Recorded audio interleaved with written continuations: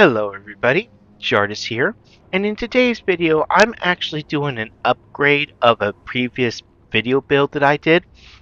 In my last video I was requested to make a core warrior build that focused on dealing condition damage. Well, since we were focused on bleeding, that is what we went for. However, I was also requested to make it as cheap as possible and still be viable. However, this upgrade here is for those who want to splurge a little bit, for lack of a better term, and get some upgraded armor and gear, and hopefully be able to be a little bit more manageable in the current in-game content, such as Secrets of the Obscure, metas, and other group content. For the build, we are pretty much staying the same as the previous one that I posted, which is arms, discipline, and strength. For arms, we are going wounded precision, blade mastery, and furious. Blade master and furious. Discipline, we are going warrior sprint, destruction of the empowered, and burst mastery. And for strength, we are going peak performance, body blow, and berserker's power. Now for the selectable skills, we will be using to the limit.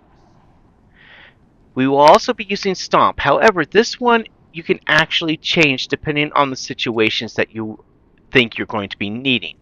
You can use Stomp, which would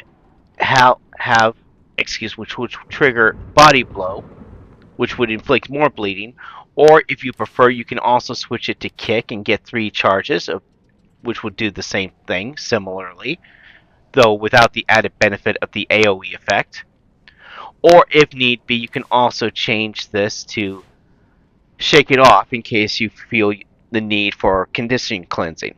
However, for this demonstration, I'm going to be sticking with Stomp. We will also be using Bull Charge. Again, this will be triggered by Body Blow, as well as having the highest Defiance Break skill ability for the warrior at the moment. We will be using Signet of Fury to improve our precision, and we will be using Signet of Rage. Now for the gear, which is basically what we have changed from the previous build that I posted, we will be using Trailblazer armor and Trailblazer trinkets, which is toughness, vitality, condition damage, and expertise.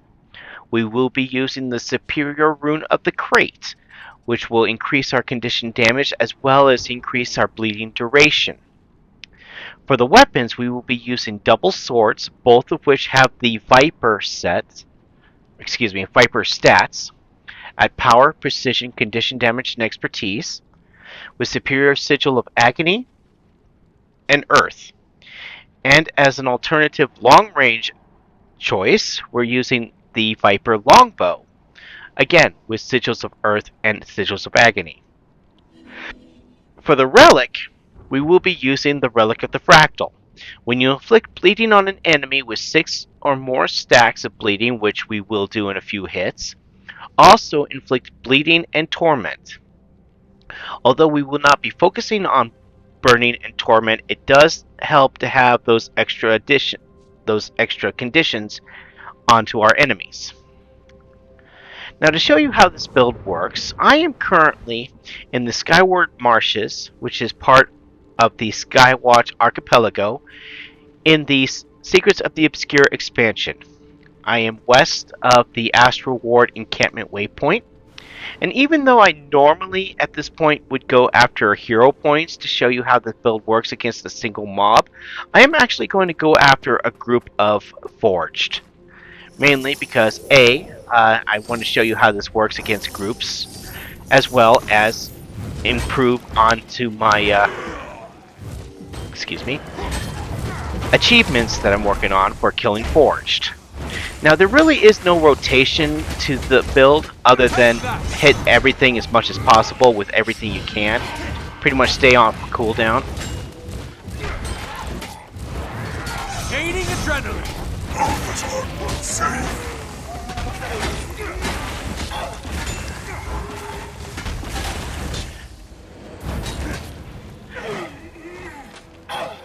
And that's how this build works.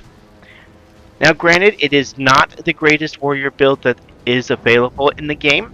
However, I just wanted to show you an upgraded version of a previous build that I have posted, and this is what I feel is probably best. You may have some other ideas or other improvements. If you do, please feel free to share them in the comments below. And I hope to see you again in the next video. Happy gaming!